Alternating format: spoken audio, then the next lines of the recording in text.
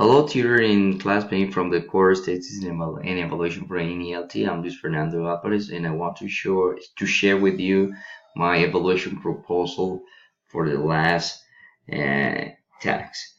And in the previous tax, we share, or we, let's say, better to say, selected a group of people, in this case teenage siblings aged 12 to 14 years old as our target group in order to evaluate. So I do believe that it's important to keep in mind the following, let's say, instructions or steps to keep in mind when designing an exam or an evaluation.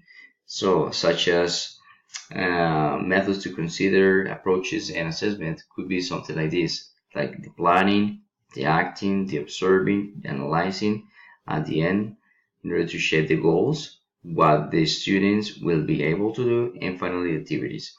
As you can see, all of these are quite related. They are connected and mounted in order to get a final result. All of these, plus the methods, plus the approach, and are going to give a result, an assessment, in this case for this kind of group. In, as I mentioned earlier, teenagers age for 12 to 14 who are traveling to a speaking country, and in this day and age are taking a couple of classes a week with an intensity of also some hours as well with a private teacher. So I have designed, for example, a reading practice for them to know. So this is the link so that we can, let's say, open it up in order for us to check um, what the activity will be about. I found it quite interesting since they are going to learn vocabulary. Let's imagine they're traveling to England and they're in a position to know about the culture, the food, the way people live, and so forth. So I found this kind of relation quite interesting. In this case, I'm going to evaluate them. For example, the reading activity. So where they are in a position of reading a test, and after that, they're going to answer some questions about it. I'm sorry, it's a little bit slow here. So this is what I wanted to show you, but let me see if it is working. Yeah, it's working fine now. So this is what they're going to do. They're going to read this, let's say 2, 3, or 4 paragraph, and then at the end there are some questions for them to answer. All right. So this is something quite interesting. I I like to say because it's completely online, so they can do it from using a laptop computer or using their mobile devices, a cell phone or a touchscreen tablet. So which is quite interesting. So for me, this is what teenagers nowadays or in this day and age like to do. So activities online, they have the possibility to learn something new, and at the same time they're using technology.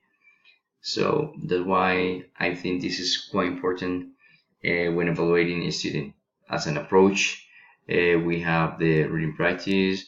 Also, as an strategy is reading for getting many ideas. They're going to be able to skim and scan in order to look for the right answers and complete the tasks on time.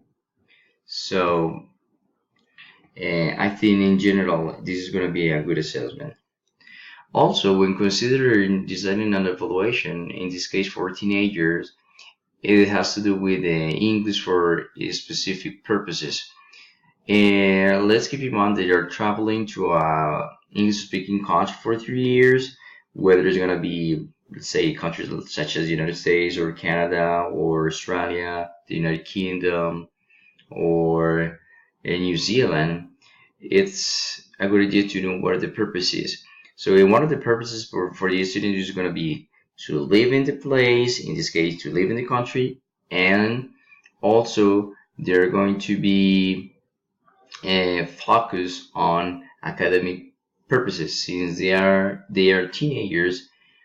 I think it's obvious that once they are in the country, they are going to start school, continue their studies. So it's important in this case um, to design, let's say, uh, in this case, an exam and evaluation that allows them to have, let's say, an experience with the culture. So this acronym is quite, diverse. We have a lot of definition for it, but English for a specific purpose, it has to do with a lot of things. As you can see, for job, for study, for marketing, for practices, for game, for technology, and so forth. So this is something I really consider is important to keep in mind. So continue with this exposition. I would like to mention that testing adolescent, it has to be a little bit different from the traditional way. I mean, just a textbook and a piece of paper and a pencil. Now, we as teacher, we are in a position to use all of these. They are at our fingerprints, and these are the social media, and we can assess them or evaluate them using these amazing tools. Personally, I like to use some web 2.0 tools to evaluate students such as Kahoot or EducaPlay. They are pretty educative and pretty easy to use, and at the same time, a student have fun and taking the exam. So I do believe that we as teachers are in a position to use these tools in our favor. That's a great advantage, and especially in this course, I have really learned a lot of things when it comes to evaluating a student, and especially, and one of them is using technology constantly. Another aspect I would like to mention is that technology in the classroom is quite important nowadays. I know is, for example, in our country, in Colombia, is a little bit difficult since most of the school or the school system is made up of public institutions, while some private institutions have, for example, the possibility, the chance to invest some money in technology so that their students are going to have or are going to receive the best education they can. But also, let's say, for example, working, working as, let's say, teachers in a public school, we can also use technology in the classroom, for example. We can also use some, let's say, virtual learning communities such as Edmodo, and this one allows all either teacher, parents, or students to interact, um, all of them at the same time in a synchronous way, and all of this is possible just by using technology. So I found it pretty amazing. From my point of view, this is what education is going to be in the future. Like the picture you see here is we got a just teacher with an interactive board, and most of the students using their mobile devices, either in the classroom or at home. So I think it has a lot of positive things. And let's see, last but not least, I want to talk about my reflection about this course. I have learned so much from this course, especially using technology.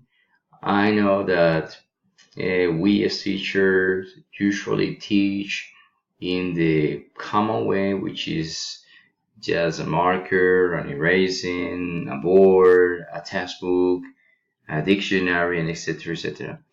Those things are fine, those methods are fine, but I do believe that in this modern world, it's so important to start using technology as a tool to move forward and give the chance for the new generations to have a better education. So thanks to this course, I have learned a lot. So for sure, I'm going to start implementing them from now on. Thanks so much for watching, and bye bye.